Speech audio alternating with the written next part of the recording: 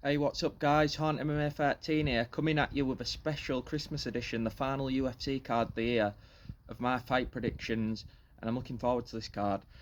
First fight, obviously, I'm gonna do for the main card because it's a long main card, but this is for the Buckley, the Covington Buckley Fight Night event. I'm a bit in a tough spot for this prediction because I'm in the backyard, but I'm gonna power through it.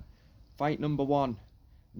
Joe Sterling versus Tucker Tukos. What a name. He's actually a British fighter, believe it or not, with that name. Um, Sterling coming off the Contender Series, good win, first round. And Tuka Tukos coming off a defeat to Umar Sai, who is a good prospect, So I'm not going to go too hard on him for that. They're both similar experience. I mean, Sterling's only had 5 fights, and Tukos has had about 11. So actually, Tukos probably does have the experience advantage. But the difference being that the 5 fights that on the regional scene that Sterling had were actually decent level for the regional scene, and he's beat some decent guys. That's why he's got that call up to the Contender Series so quickly. I think the difference in this fight is going to be the fact that Tukos does not have any varied offense on the feet. He just tends to throw punches and he's quite lumbering, whereas Tukos is quite lanky and likes to throw kicks.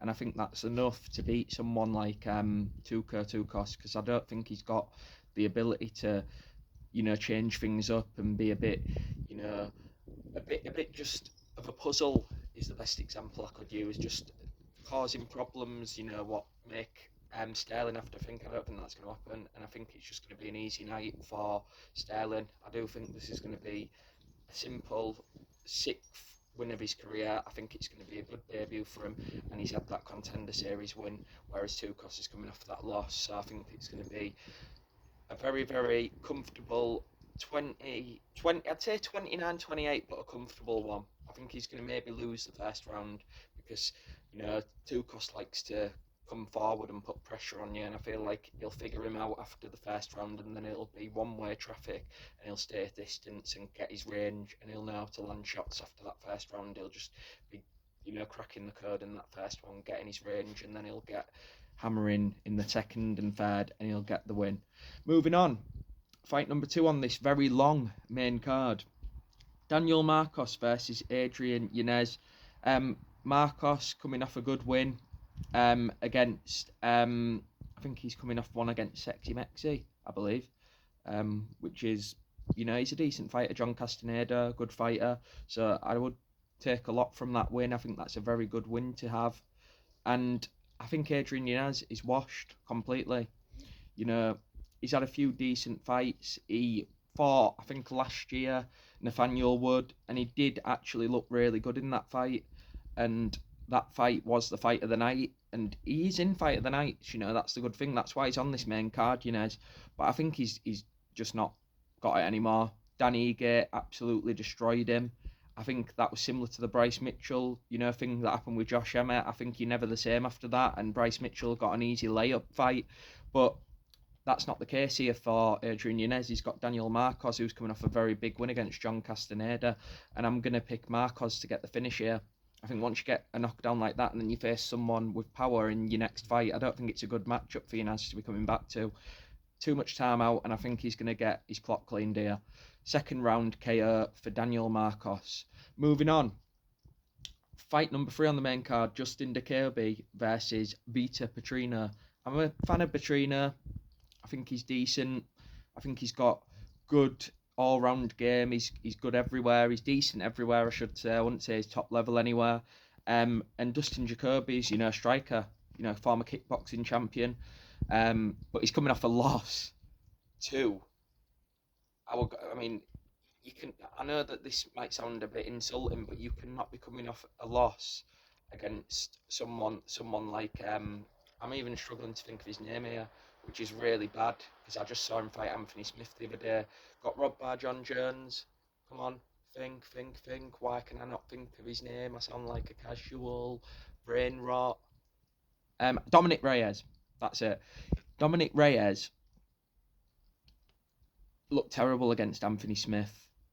So much so that I've just had a brainwipe and forgotten his name because he don't even deserve me to tear his back. Because even though Anthony Smith curled up in the corpse guard and let him beat him up as like a humiliation fetish, Dominic Reyes didn't look good in that fight. He looked slow, he looked fat, he looked like skinny fat, like Nate Diaz likes to say. And Dustin Jacoby got beat by that guy and finished. So even though he had a close fight with Khalil Roundtree, who's gone on to be a top contender, and also was the humiliator of Anthony Smith in one of the fights, I think that Dustin Jacoby's not got it. I don't think he's going to have any kind of run from this point out. I think his confidence has gone.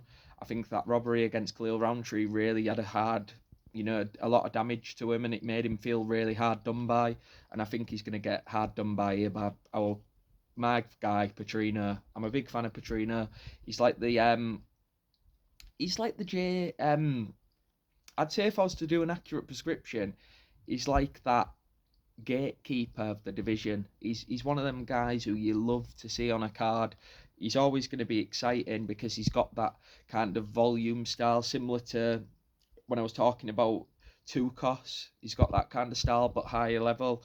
And I think Dustin Jacoby's washed, as I said in that previous fight about Yanez. I don't think he's going to get anywhere. I think he joined the UFC too late. Should have left kickboxing earlier. Should have left Glory a lot earlier.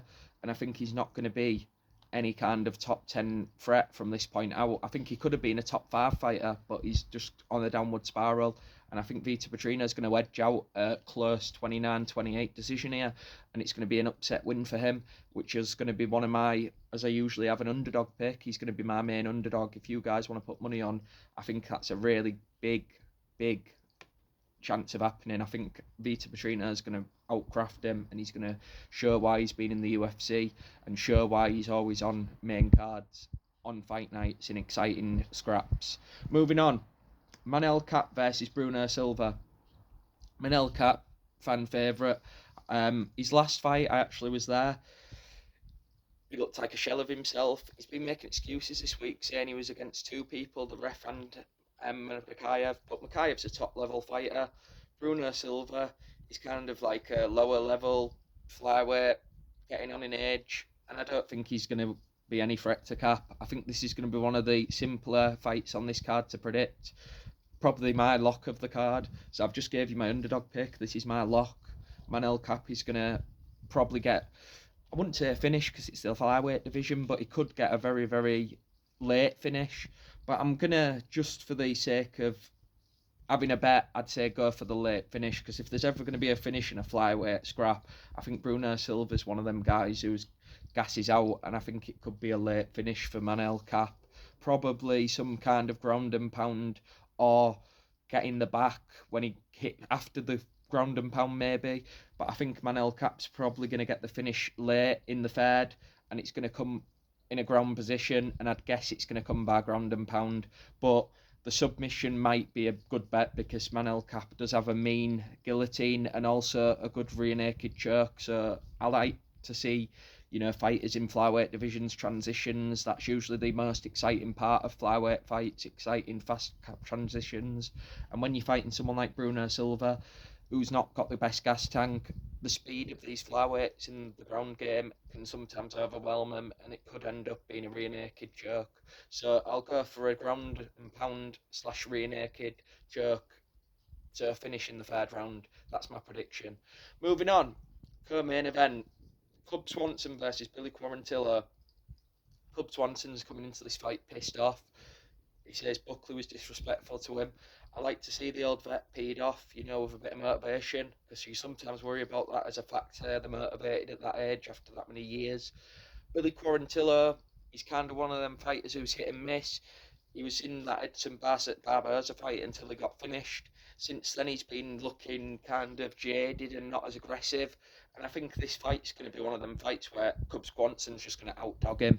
And I can see Cub Swanson just drowning him in this fight, and it being one of those Cub Swanson stereotypical outdogging, outmanning performances where he just puts it on him and makes him submit, basically. Not literally, just like as in beats him into submission. I can see it being a really tough night for Billy Quarantillo, but he is tough, so I don't think he will get finished. I I think he's going to stay in there, but I think he's going to get blooded and battered, and it's going to be performance of the night for the old guy on Christmas. A nice Christmas bonus for Cub Swanson. Love that guy, and I hope it's going to be, a good night for him, because he's probably got no many fights left. So I'd like to see him get that bonus, and maybe one more after this against a legend, and then call it quits. So yeah, Cub Swanson, brutal decision. As Billy Quarantillo, Billy Quarantillo's just not got it anymore after that Barboza defeat. I think it took it out of him. Moving on to the main thing that we're here for: Colby Covington versus Jaquin Buckley, as I like to call him, Jaquin or Jaquin, if you want to talk about pronunciation, because people often say that I can't pronounce names. Colby Covington's not the guy he used to be, but I will say that the Leon Edwards fight, people are going about his performance in that, but I do think he was just nervous to get finished after the shit he talked in that build-up. And I think in this fight, he's kind of not so much gone personally into Jaquin Buckley. Just think of the Joker, Jaquin. But he's looked good, Colby Covington, in fights before that. He looked great in the Masvidal performance. People like to criticise him, but he has had good performances. His Woodley performance, I know Woodley was a shell of himself, but he looked good in that fight. He's both his Usman fights, people are basing it off of one bad performance against Leon Edwards and inactivity. But the thing is, this is like regular stuff for Colby. He likes to be inactive for some reason. He likes to do poker, and he likes to, sit on the sidelines and just talk about gambling sites. But he's a good fighter. He's still, not to the end of his career, because I do think, unlike someone like Cub Swanson, Colby Covington's only been in real wars with people like Usman. He's not really been in wars throughout his career, and that's a compliment to Covington. He has made a lot of good fighters look easy fights. He made Maya look an easy fight. He made people like RDA look easy in his hometown. So I'm going with Covington here, the underdog. And I think he's going to do it with his superior wrestling, because I think Buckley just uses pure power when he uses his wrestling. He doesn't actually have the greatest entries, and I think Colby Covington uses his striking to go in for that entry, whereas Buckley in his last fight just wore Thompson out. It's kind of the opposite. He uses his wrestling to wear you out and then knocks you out, whereas Covington uses his striking to get his takedowns and wear on you. So it's a really interesting contrast of styles, but I think that Covington's going to upset Buckley here, and I think a lot of people are going to be shocked. So I'm being edgy. I'm going for Covington.